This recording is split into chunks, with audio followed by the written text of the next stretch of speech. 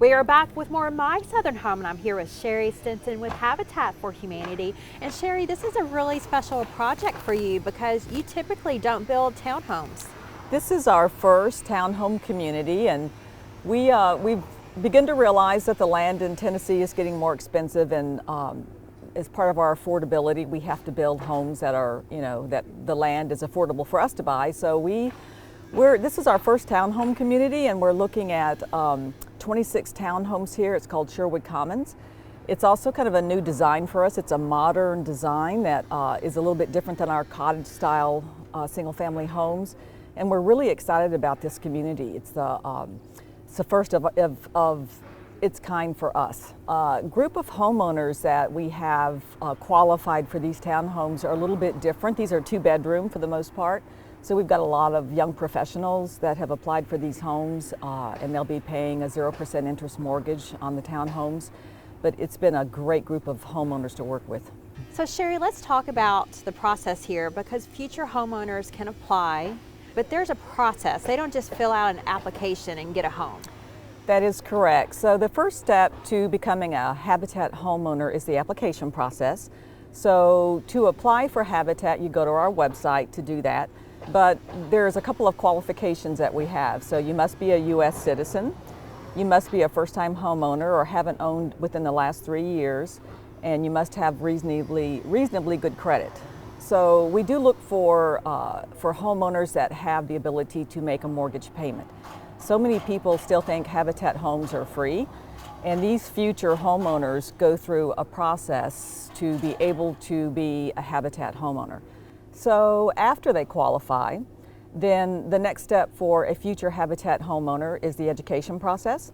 So they go through 100 hours of classroom instruction, and there they learn how to budget for a mortgage, they learn how to maintain their homes, and they learn how to be good neighbors. So it's a wonderful education program, and a lot of the homeowners come back and say, we're so glad we had the opportunity to do this because it makes me more confident that I can keep my home, because now they understand the whole process better.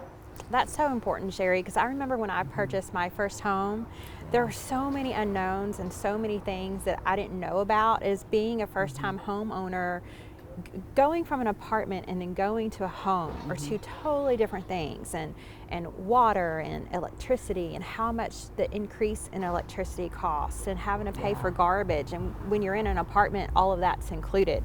So It's quite eye-opening to make that transition and all the responsibility that comes with it. It is, and the other thing I'd like to say about these Habitat homes, they're really well built. So we've won 14 consecutive awards from the Environmental Protection Agency for sustained affordable home ownership, because we build these homes to be, with 2x6s and more insulation. So part of our sustainability in our home ownership program is making sure that the homeowners who come and live in these homes can afford to stay in the homes because the electricity bills are reasonable. So I think a lot of people feel like since we have volunteer labor, the homes might not be built as well, but I can tell you these houses have a HERS rating of like 56. So that's the standard is around 80. So they're well-built homes, but that's again part of our sustainability pledge to our future homeowners. Well, it's so nice having these interviews with you, Sherry, because so many times you hear about what Habitat does, but you don't really know the story behind what it does.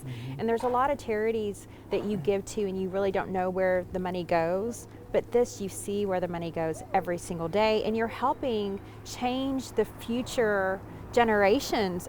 Yes, and it's so stabilizing to be able to grow up in a home. There's so many kids, especially in Davidson County, who don't finish the school that they started in, and it's because their parents are continually moving here to make sure they can afford the housing cost.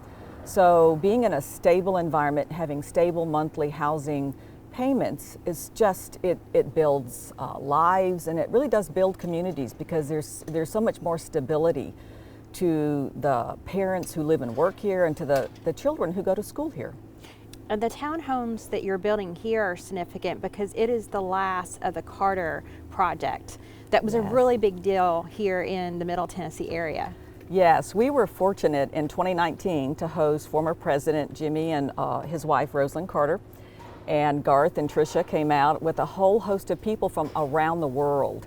We had just a tremendous week in which we worked on about 21 homes, and it was just so inspiring to meet someone like President Carter and his wife, who have donated so much of their time to bring the cause of affordable homeownership, before the country.